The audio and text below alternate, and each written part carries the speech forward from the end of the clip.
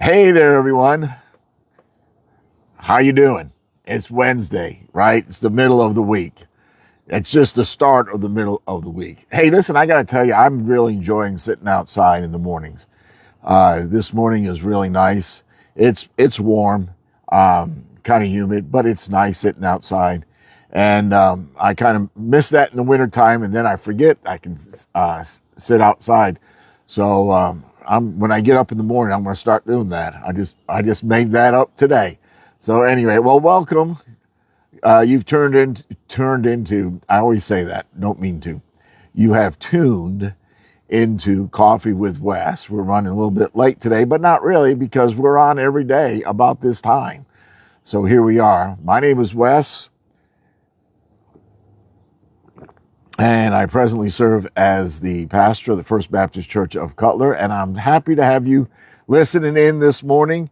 And I want to go ahead and before I get started though, if you check out in the description, the links, I don't know if it's the description, the show notes, but you know what I'm talking about.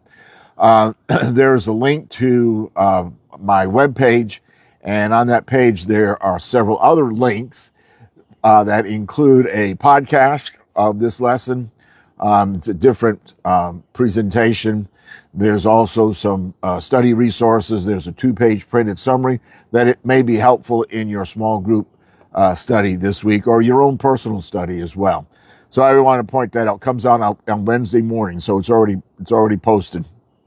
It's already available, and so you can check it all out. Okay, the big idea today, all right, is this, and it's really this. When we talk about faith, I think this is so important. This is a key idea. A key idea. Faith gains confidence from God's past faithfulness. Faith gains confidence from God's past faithfulness. We look at God's faithfulness in the past, and that helps us to be more confident to express faith in the present and in the future. I want to read to you from 1 Samuel 17, verses 34 through 37. So there's several verses there. But so there's Goliath, the giant that has really paralyzed the Israelite army, and nobody wants to fight him. And he's, challenged the army. And David says, challenge God. Come fight me, he says. And if I win, you all serve us. And if you win, we'll all serve you. But nobody wants to take him up on that. David, not a soldier, just coming from home, bringing lunch to his brothers, hears this, and he steps up. And so now Saul and the military people are kind of like, I'm just not sure if David's up to this, but David defends his decision in verse 34. Here we go.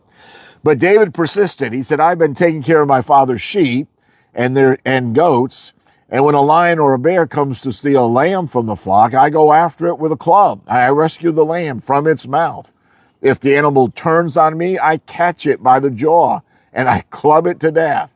I have done this to both lions and bears, and I'll do it to this pagan Philistine too, for he has defied the armies of the living God. The Lord who rescued me from the claw of the lion and the bear will rescue me from this Philistine. Okay, so again, David is recounting how that God has delivered him from the past, in the past, from the paw of the lion, from the paw of the bear. And his confidence to face Goliath isn't wishful thinking. His faith isn't just, an emotional buildup that says you need to do it. He's not being shamed into his faith, but his faith is more than just wishful thinking. It's rooted in real personal experiences of God's protection. David remembered the lion. He remembered the bear. He remembered the deliverance. And so he knew that he wasn't standing alone as he faced Goliath. God had been faithful then, and he knew that God was going to be faithful now. Folks, God has been so faithful to every one of us, to each one of us.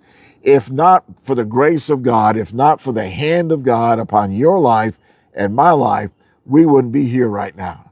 So we can, we need to remember those times when God delivered us from the lion, when he delivered us from the bear, when he delivered us from our situation and circumstances. So here's an application. When we face new battles, when we face the lion, the bear, the Goliath, the giant, when we face those situations, it's easy for us to forget the victories that God has already given us.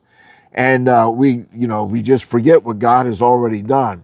And so as we remember how God has worked before, it kind of fuels our courage for what lies ahead. So, make a habit of recording and reflecting on God's faithfulness. I remember in the olden days, and some of you will probably remember these olden days, but I remember in the olden days, we'd, be at church a lot of times on a Sunday night. I remember the preacher said on Sunday morning, he said, tonight we're having testimony time. And when people would stand up and they would give their testimony of what God has done in their life and how God had delivered them from their giant, from their bear, from their lion. And that serves as an encouragement, not only to the rest of us as we hear it, but it serves as an encouragement to that person because they are reminded of what God has done. So take some time today, list some ways that God has come through for you in the past, and let those memories fuel your faith for the challenge that you're facing today. So I want to leave you with this thought, and hear this.